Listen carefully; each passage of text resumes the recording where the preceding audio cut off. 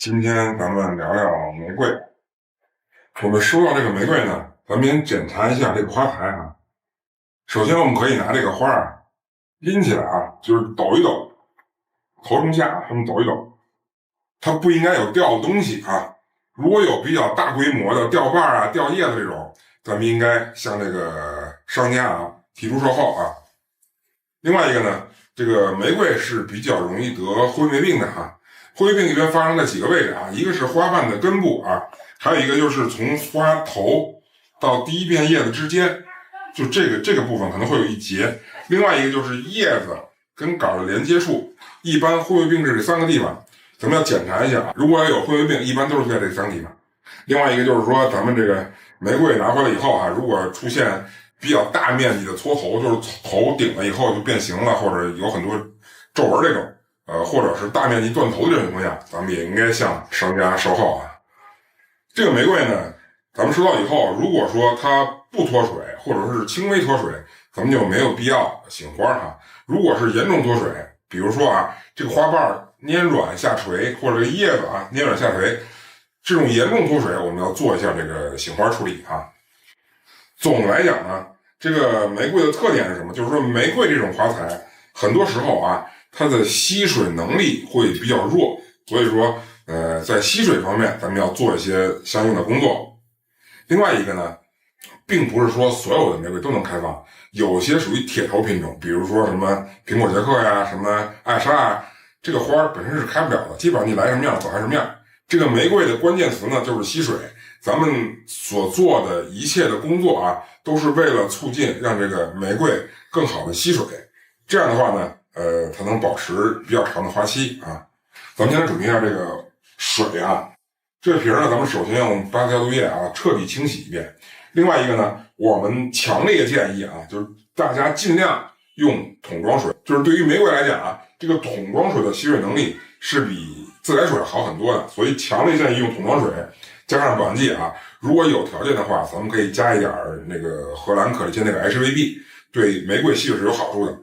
另外一个就是说，这个玫瑰的叶面高度要稍微高一点，大概在15到20厘米之间吧。因为它的吸水能力比较差，所以我们要把这个水面高一点，而且木本的不容易泡烂啊。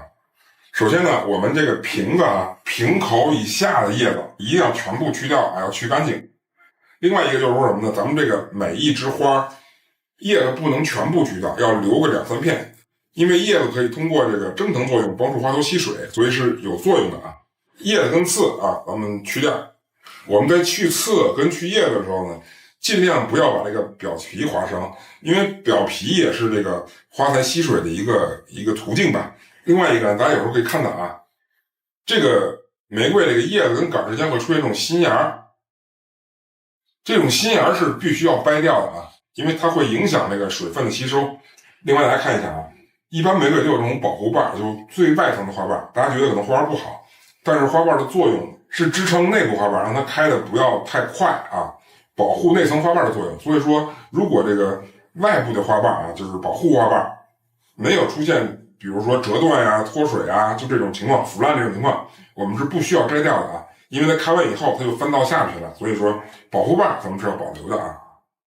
这玫瑰我已经处理完了啊，大家记着啊，这个玫瑰在插进花瓶以前啊，要用清水把根部要冲洗干净啊，这样的话可以保持它清洁，这样的话吸水会比较好啊。在插皮的时候，大家千万切记，每一支根啊，剪完了以后马上放到水里啊，或者多支的也可以啊。比如说咱们多用几支啊，就是全部斜点根，剪完以后马上放到水里，不能在空气里放。如果空气里放了以后，要重新剪根，这样是为了防止气阻啊。在玫瑰插皮的时候，我们要注意啊，瓶口以上的高度不要高于花瓶，这样的话可能会造成吸水不畅啊。花和花之间啊要保持一些距离，如果咱们家庭插花的话啊，要有一些空间，花期呢也会相对来讲会长一些。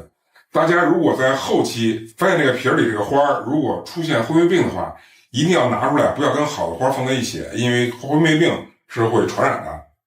这个皮插好以后呢，咱们先放在一个阴凉通风相对来讲啊温度比较低的地方，就不用管它，这个花就应该能开得很好啊。换水呢跟其他的花差不多啊。如果这个水很清澈，不浑浊，没有异味，我们看到这个花的茎部啊，就根部它没有泡烂，这种情况就没有必要换水啊。只有在水少的时候，我们添加就可以，不用天天换水。而且呢，这个玫瑰呢，咱们要避免这个阳光直射和冷热源的这个出风口的位置。大多数玫瑰来讲，因为品种不同，有的会开得比较快，有的开得比较慢，但是大多数玫瑰呢，应该能保持7天左右的花期，应该都不是什么太大问题啊。最后我们说一下啊，这个玫瑰呢，属于应用很广泛的花材啊，它是一种块状花材。我们在使用的时候，也可以配合这个伞状啊、雾状啊、线条啊，就是不同类型的花材来配合使用，都会得到会比较好的观赏效果。祝大家呢都能把这个花养好。大家好，这里是大叔说花，今天咱们跟大家聊聊这个